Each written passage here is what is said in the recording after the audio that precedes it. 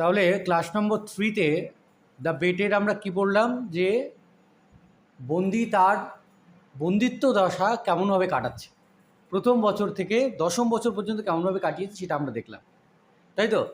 তো দশম বছরের শেষে বা দশম বছরে একটা উল্লেখযোগ্য ঘটনা ঘটলো, সেটা হচ্ছে যে বন্দি 6টা ভাষা শিখে ফেলেছে এবং সেই 6টা ভাষায় ব্যাংকারকে জেলার সম্বোধন করে চিঠি লিখেছে এবং বলেছে যে তুমি এটা তাদেরকে দেখিও যারা এই ভাষা জানে, আর যদি আমি ঠিক লিখি তাহলে বাগানে একটা গুলি চালাবে, তাহলে আমি বুঝতে পারবো যে আমি ভাষাগুলো শিখতে পেরেছি, আমার কাজ সফল হয়েছে। তো ব্যাংকার কী করলো, বাগানে কটা গুলি চালিয়েছিল? 2টো গুলি চালিয়েছিল। তো তার মানে বোঝা গেল যে আইনজীবীটি সে কিন্তু এই 10 বছরে 6খানা ভাষা শিখেছে। আজকে আমরা পড়বো দশম বছর থেকে সে কী করলো। 10 বছরে কি করেছে? 6 বছর না, ওটা 10th ইয়ার পর্যন্তই দেখানো হচ্ছে। দেন আফটার দ্য 10th ইয়ার, কারণ আমরা আজকে শুরু করবো 10th ইয়ার থেকে, তাহলে 10th ইয়ার পর্যন্ত সে যা করেছে। দেন আফটার দ্য 10th ইয়ার, তারপর দশম বছরের পর, the prisoner sat immovably at the table. বন্দি একদম স্থির হয়ে টেবিলে বসে থাকত। And read nothing but the gospel. Bible ছাড়া আর কিছুই সে পড়তো না। It seemed strange to the banker, এটা ব্যাংকারের কাছে খুব অদ্ভুত মনে হয়েছিল, দ্যাট যে a man who in 4 years had mastered 600 learned volumes, যে একজন মানুষ যে 4 বছরের মধ্যে 600টি জ্ঞান গর্ভ গ্রন্থ আয়ত্ত করেছিল, should waste nearly a year, সে কীভাবে পুরো একটা বছর নষ্ট করছে one thin book easy of comprehension, একটা সহজ সরল পাতলা বই পড়ার জন্য। Theology and histories of religions followed the gospel. সে বাইবেলের পর ধর্মতত্ত্ব আর ধর্মের ইতিহাস সম্পর্কিত বই পড়া শুরু করলো। ইন দ্য লাস্ট 2 years, অর্থাৎ 14 and 15, শেষ 2 বছরে অফিস কনফাইনমেন্ট, তার বন্দিদশার, the prisoner read an immense quality of books. বন্দি প্রচুর পরিমাণে বই পড়ল, কোয়াইট ইনডিসক্রিমিনেটলি, মানে যথেচ্ছভাবে, তার কোনো হিসাব নেই, এত বই পড়েছে। At one time he was busy with natural science, এক সময় সে বিজ্ঞানের বই, প্রাকৃতিক বিজ্ঞানের বই নিয়ে ব্যস্ত থাকে।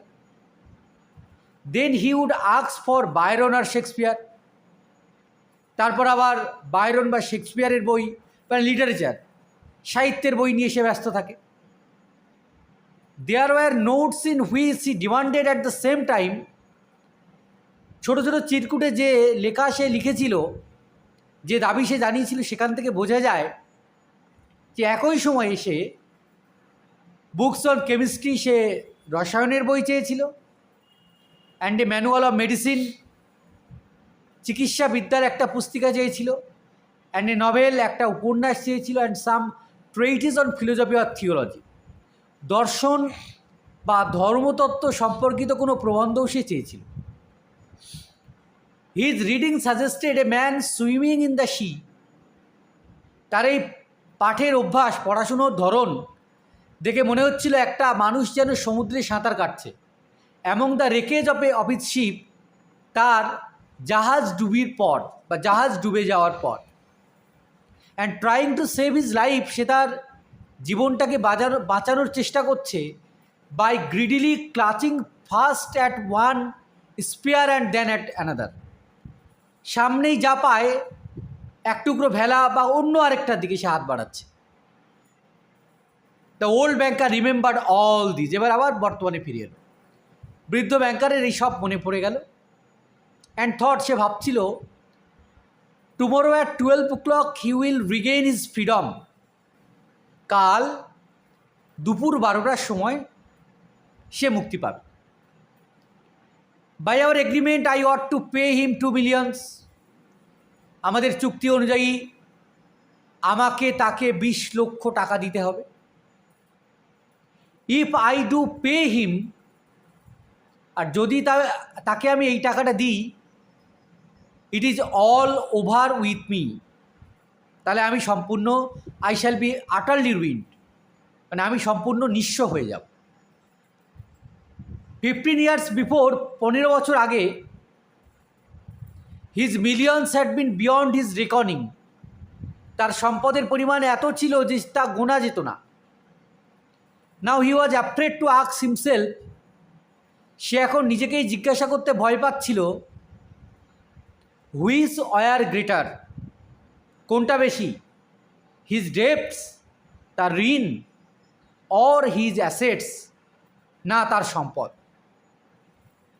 Desperate gambling on the stock exchange, ওই স্টক এক্সচেঞ্জে, স্টক মার্কেটে উন্মাদের মতো জুয়া খেলার কারণে, ওয়াইল্ড স্পেকুলেশন, বেপরোয়া বিনিয়োগের কারণে, and the excitability which he could not get over even in advancing years, আর উত্তেজনা জন্য যা বার্ধক্যে এসেও থামেনি, এই সব মিলিয়ে কি করেছে, had by degrees led to the decline of his fortune and the proud, এই সব মিলিয়ে তার ভাগ্যের দ্বারা সে ক্রমশ তার অবনমন ঘটেছে। Fearless self confident millionaire has became A banker of meddling rank, যে ছিল একজন অহংকারী, নির্ভীক এবং আত্মবিশ্বাসী একজন ব্যাংকার, সে এখন হয়ে উঠেছে মধ্যম মানের একজন ব্যাংকারে পরিণত হয়েছে। Trembling at every risk, rise and fall in his investment, সে প্রত্যেকটা বিনিয়োগে ওঠা নামাতে সে কাঁপতে থাকে। কার্স বেট, সে এখন কি করলো, এই যে বেটটা যে করেছে, বাজিটা ধরেছে, এটাকে সে বললো অভিশপ্ত বাজি, মাটার দ্য ওল্ড ম্যান, বৃদ্ধ লোকটা বিড়বিড় করে বলল। Clasping his head in despair, হতাশায় সে তার মাথাটা চেপে ধরল।